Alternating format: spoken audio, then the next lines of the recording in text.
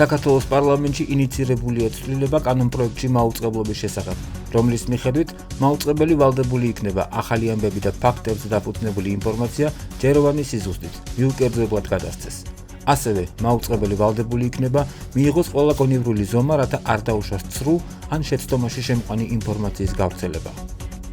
კანონპროექტის მიხედვით მნიშვნელოვანი ფაქტობრივი შეცდომების შესწორება უნდა მოხდეს ღიად და დაუყოვნებლივ, თანაზომიერი საშუალებებით და ფორმით სათანადო საეთერო დროს, მას შემდეგ რაც მაუწყებლისთვის ცნობილი გახდება შეცდომის შესახებ.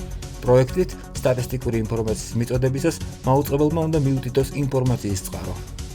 პროექტის თანახმად დაუშვებელი იქნება ახალი ამბების გადაცემისას დადგმების და ინსცენირების გამოყენება. საზოგადოებრივ პოლიტიკურ ან სხვა სახის გადაცემაში დადგმის ან ინსცენირების გამოყენებისას ნათლად უნდა განიმარტოს, რომ ეს არის დადგმა ან ინსცენირება.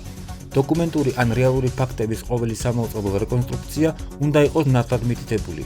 ასევე მაუწყებელმა უნდა მოახდინოს ინფორმაციის წყაროს იდენტიფიცირება. ანონიმურ წყაროზე დაყრდნობით ინფორმაციის გაშუქების შემთხვევაში მაუწყებელმა ნათლად უნდა მიუთითოს წყაროს ანონიმურობის შესახებ. კანონპროექტის თანახმად საჩივრის შეტანის უფლება აქვს დაინტერესებულ პირს, რომლის კანონიერი ინტერესები, მათ შორის რეპუტაცია და სახელი, შესაძლოა შეილახოს მაუწყებლის პროგრამაში არასწორი, მცდარი ფაქტის მოყვანით, გადაცემით. დაინტერესებულ პირს ასევე უფლება აქვს საწყისი განცხადების გაკეთებიდან, მათ შორის ფაქტის მოყვანიდან 10 წლის ვადაში მისცესმა შესაძლებლობა თავად უზრუნველყოს საწყის განცხადებაში მცდარი ფაქტის შესწორება ან უარყოფა მაუწყებლის ეთერში თანაზომიერი საშუალებებით და ფორმით. საწყისი განცხადების ხანგრძლივობით და დაახლოებით იმ დროს, როდესაც საწყისი განცხადება გაკეთდა. პასუხისმგებაზე მაუწყებლის უარი შეიძლება მარეგულირებელ კომისიაში ან სასამართლოში გასაჩივრდეს. კანონში ასევე ჩაიწერება, რომ ახალი ამბების გადაცემისას მაუწყებელი ვალდებულია უზრუნველყოს სამართლიანობისა და მიუკერძოებლობის პრინციპის დაცვა. ახალი ამბების პროგრამაში მაუწყებელი ასევე ვალდებულია უზრუნველყოს ფაქტის და კომენტარის მკაფიო გამიჯნა.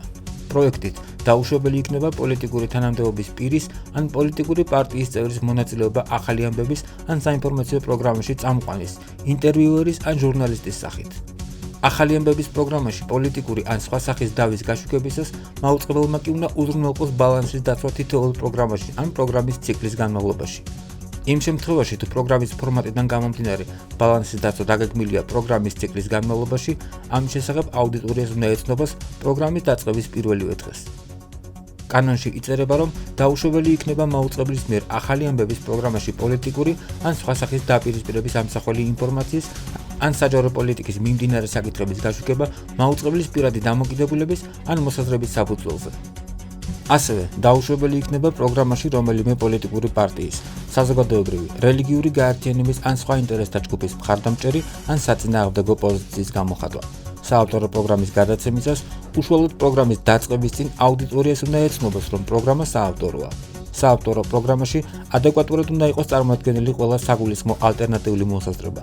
თავიდან უნდა იქნეს აცლებული ფაქტის ან აზრის დამახინჯება და განსხვავებული აზრის არასწორი ინტერპრეტირება. კანონპროექტით მაუწყებელს ვალდებულება ეკისრება პროგრამაში მონაწილე თითოეულ პირს ჯეროვანი სამართლიანობისა და პატივისცემის დაცვით მოეპყრას.